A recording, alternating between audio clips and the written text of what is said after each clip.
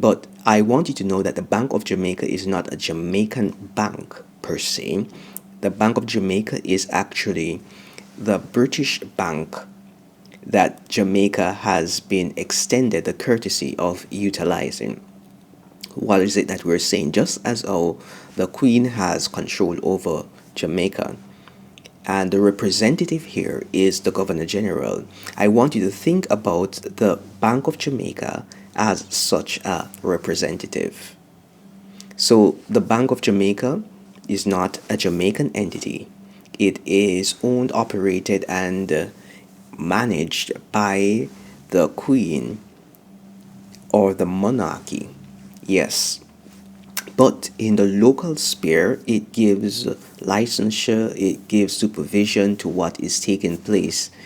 It does play an important role, especially when it comes on to stability of the dollar. You know, when you have exchange rates and all those kind of fluctuation, and that impacts the buying and selling of goods and services, especially if you have to export or if you are importing. Things can become more expensive or things can become cheaper.